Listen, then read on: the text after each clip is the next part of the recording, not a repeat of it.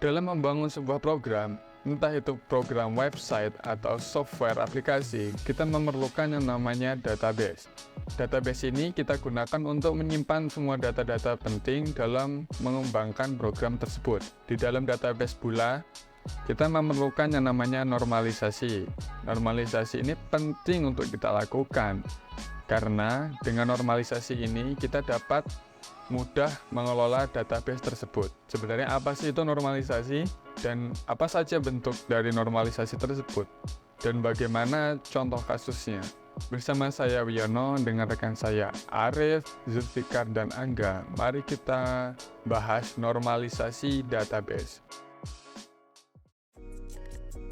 Normalisasi dalam basis data adalah suatu teknik untuk membentuk struktur basis data dengan mengelompokkan atribut suatu relasi untuk menghindari terbentuknya relasi yang menimbulkan duplikasi data, inkonsistensi data, dan null value. Normalisasi dilakukan dengan membagi tabel-tabel dalam basis data menjadi tabel-tabel yang lebih kecil dan lebih terorganisir, sehingga memudahkan dalam pengelolaan data. Normalisasi data dilakukan hingga bentuk normal ketiga. Sebenarnya ada 5, tetapi di video ini kita akan membahas 3 bentuk normalisasi database. 1NF adalah sebuah teknik normalisasi basis data yang memastikan bahwa setiap kolom dalam tabel berisi nilai atomik. Artinya, setiap nilai dalam kolom tidak dapat dibagi. Ini berarti kolom tidak boleh berisi banyak nilai atau grup berulang. Untuk mencapai 1NF, tabel harus disusun sedemikian rupa, sehingga setiap kolom harus berisi satu nilai, dan setiap grup berulang harus dipindahkan ke tabel terpisah. Ini juga membantu menghilangkan redundansi dan inkonsistensi data, membuatnya lebih mudah untuk memelihara dan memperbarui database. Ini adalah bentuk NF1 dari sebuah database, yaitu tidak ada kolom yang berulang. Biasanya kan di nota itu, ya kan, kita menemukan yang ada kolom yang berulang. Contohnya kayak total gini, misalnya di sampingnya ini ada totalnya berapa, terus bawahnya berapa gitu kan.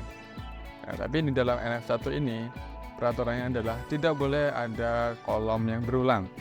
Jadi sudah terpenuhi syarat dari NF1 adalah tidak ada kolom yang berulang. Second normal form adalah bentuk normalisasi dalam desain basis data yang memastikan setiap atribut non-kunci bergantung sepenuhnya pada kunci utama. Dalam 2NF, setiap atribut non-kunci harus tergantung pada seluruh kunci utama dan tidak ada ketergantungan parsial terhadap subset kunci utama. Dengan menerapkan 2NF, basis data menjadi lebih terstruktur dan mengurangi duplikasi serta meningkatkan efisiensi dan integrasi basis data. Syarat dari NF2 adalah yang pertama kita harus memenuhi NF1. Lalu yang kedua, kolom yang memiliki ketergantungan parsial dipisahkan.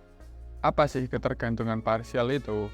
Ketergantungan parsial adalah ketergantungan suatu atribut yang langsung ke primary key-nya. Jadi kayak nama barang, harga barang, ini kan tergantung dari kode barang. Dengan melihat kode barang, kita bisa menentukan nama dan harganya. Jadi, yang ketergantungan parsial ini kita pisahkan. Lalu, selanjutnya ini kita tulis saja seperti biasanya tadi.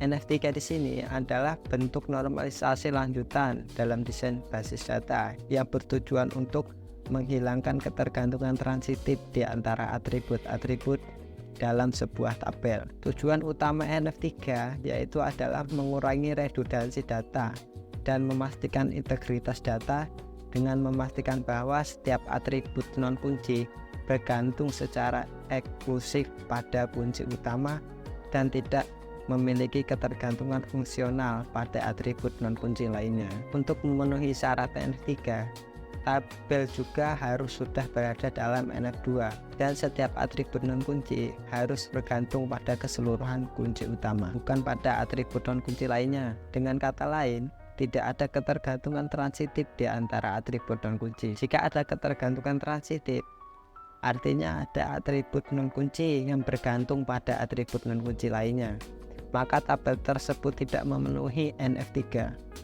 Dalam kasus ini, perlu dilakukan pemecahan tabel menjadi dua tabel terpisah. Atribut non kunci yang memiliki ketergantungan transitif dipindahkan ke tabel terpisah. Tabel terpisah ini kemudian akan terhubung dengan tabel asli menggunakan kunci utama dan kunci asing. NF3 ini, yang pertama kita harus memenuhi NF2. NF2 ini kita terpenuhi syaratnya, baru kita dapat menormalisasikan ke bentuk ketiga. Nah, di NF ketiga ini, kolom yang memiliki ketergantungan transitif dipisahkan. Apa sih ketergantungan transitif itu? Ketergantungan transitif adalah ketergantungan ke atribut lain yang bukan key, tapi dia unik juga. Kode pelanggan ini dapat mengidentifikasi nama pelanggan. Dengan melihat kode pelanggan, kita bisa tahu nama pelanggannya. Tapi kode pelanggan ini bukan kunci, maka kita pisahkan. Nah, yang menjadi ketergantungan kode pelanggan ini adalah ke kode barang dan nomor nota. Ketergantungan parsial. Ya, yang ini adalah ketergantungan transitif. Bisa dilihat bedanya, kalau ini dia langsung sama kuncinya. Tapi kalau ini dengan atribut lain yang bukan kunci. Tapi atribut ini juga berhubungan dengan kunci lain, kunci utamanya. Mungkin itu saja yang dapat kami sampaikan. Semoga sedikit banyaknya dapat menambah wawasan kita di bidang teknologi, khususnya normalisasi sistem database. Silahkan komen, misalkan ada saran atau mungkin sanggahan. Silahkan komen di kolom komentar. Silahkan share ke teman kalian. Dan jangan lupa subscribe channel ini, karena channel ini sangat bermanfaat. Oke, kami akhiri. Terima kasih.